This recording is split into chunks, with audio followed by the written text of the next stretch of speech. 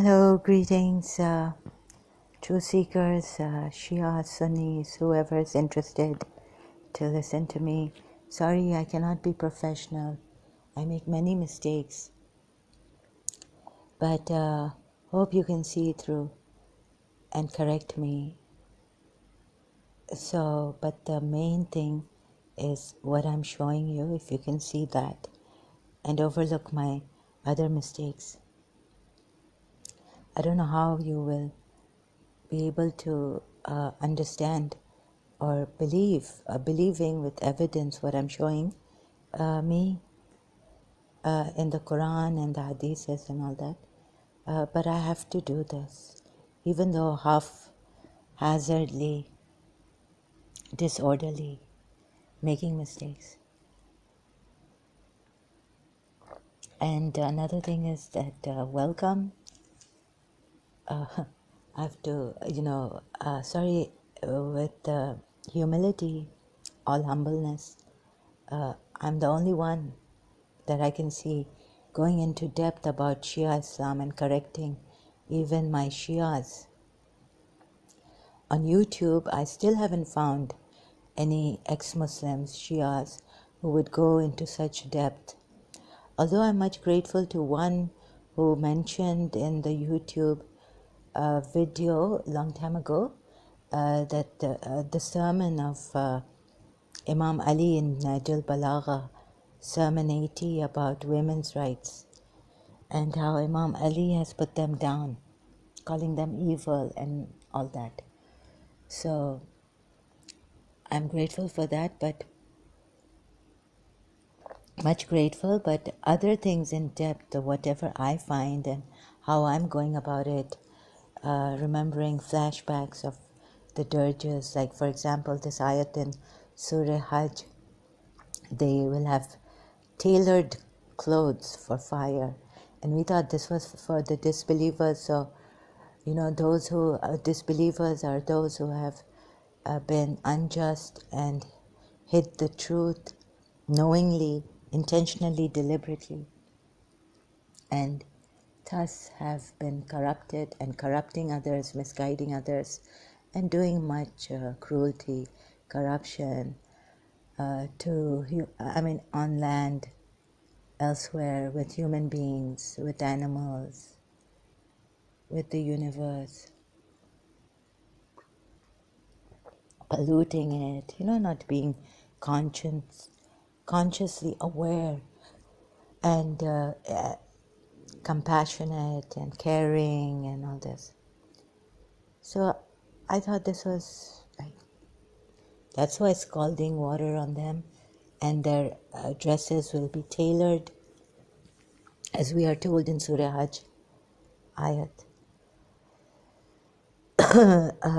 with fire, and the skin will keep melting and coming up, and there's more that I haven't read in Surah Hajj. And I'd like to also correct myself before I forget that, no, David Wood is right about that ayat in Hajj, to hang yourself, suicide. So I read a different translation, and it says hang yourselves if, you think that Allah will not be able to help this messenger. Stretch out a rope on the roof, to the roof, and hang yourself. So this kind of a thing, and sometimes my English, bad English, deteriorating, I'll try my best, and what I'm doing is trying my best. So perhaps no one will be like me in this, and exposing the, telling the Shias where you have missed out. Already I've told the Sunnis where they have missed out. Maybe, humbly, but in tone I may sound like I'm just going like this, and I have to keep a hard heart, and sometimes just angry and passionate, and so that doesn't mean that I'm going to kill any one of you. I totally disagree to killing, but except for rapists, I don't know if capital punishment for rapists. Murderers, I don't know. I think I should just keep it on those who. I can't put myself in those place. Those who have been raped. So I can't say anything about it. Not me. If you take a life and if you violate a life, I hate this. I hate it. So it's an intense word, but I hate it. So I don't like violations of people's privacy, force on them, forcefully influencing them, misguiding them. Yeah, it could lesser and less. No, this is all very, very important. I don't know what is less and what is, but rape, no, the rape is too much. Sexual molestation. Ooh, I can't think about that. Anyhow, so I've gone now too far with this. I just came to then pause this video, and as I'm remembering things, share my thoughts and say, I have to, yes, I have to do this. I have to do this because no one you can see on YouTube, and I've searched for to find an ex-Shia who will point out with due respect. I've already mentioned what our alims have gone through and all that. No one has a problem, no, with the Shias, but we've had problems with the Sunni, our fellow brothers, Sunni, as Shias, brothers and sisters. And the whole world is now having problems with Al-Qaeda and ISIS and all this, extremist Sunni groups. So, we hear more on mostly on Sunni hadiths compared with the ayats and, even the Quran, the way the Sunnis take it and all this. The way they take it. Not that Shias have it, the mainstream Shias have this, the 12er Shias are the mainstream Shias I'm referring to.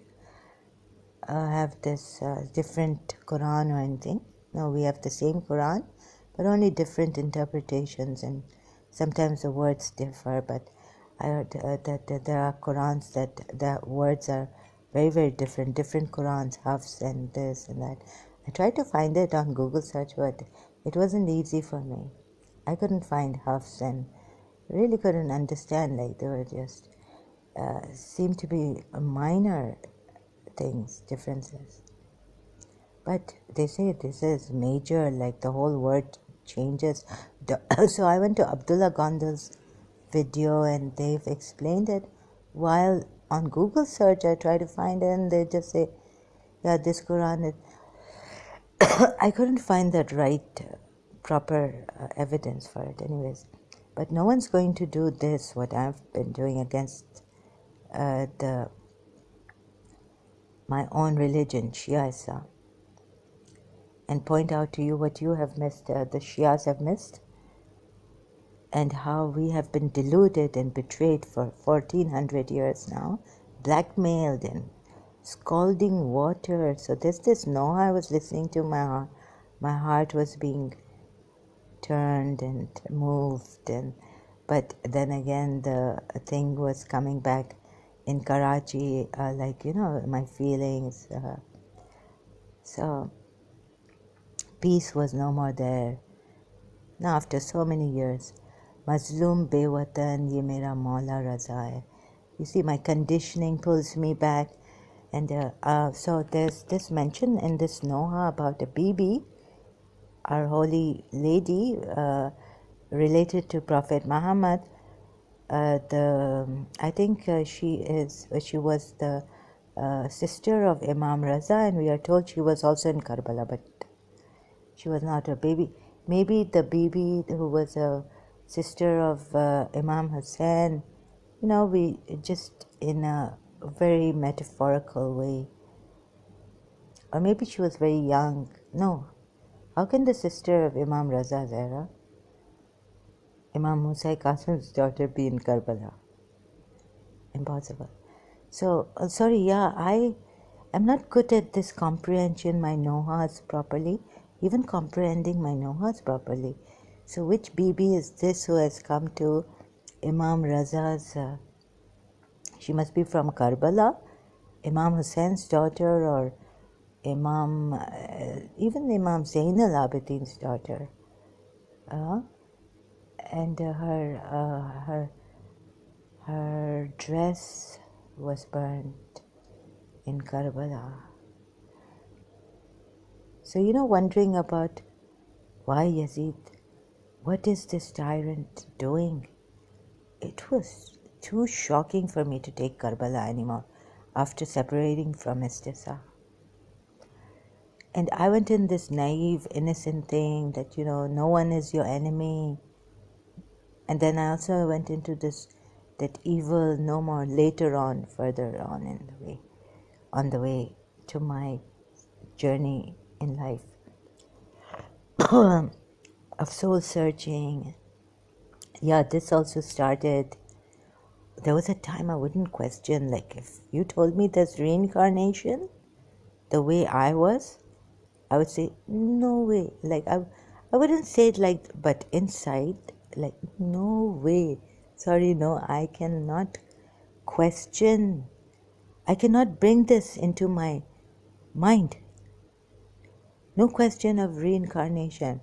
Because if my religion says there's no reincarnation and it's in the Quran, then no, if the Quran states there's no reincarnation, there's no reincarnation. If the Quran doesn't state it and my Imam says there's no reincarnation, no question of reincarnation. This is all from Satan.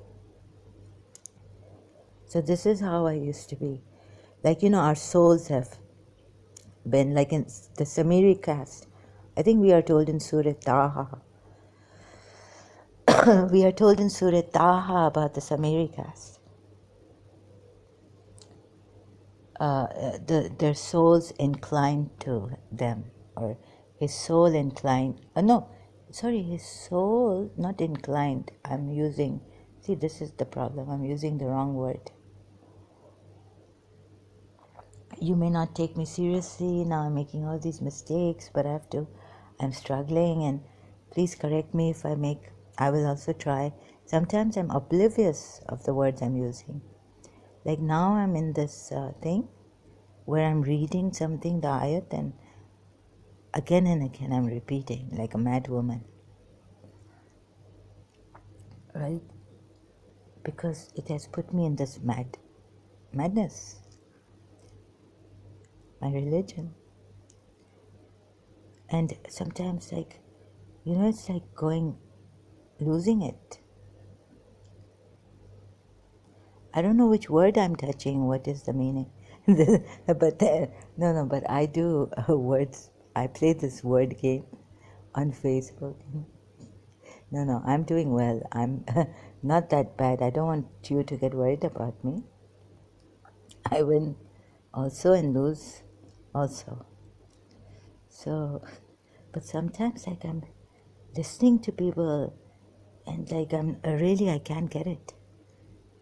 So I'll be repeating and making mistakes and this and that, but I hope you take me seriously and take the gist of it.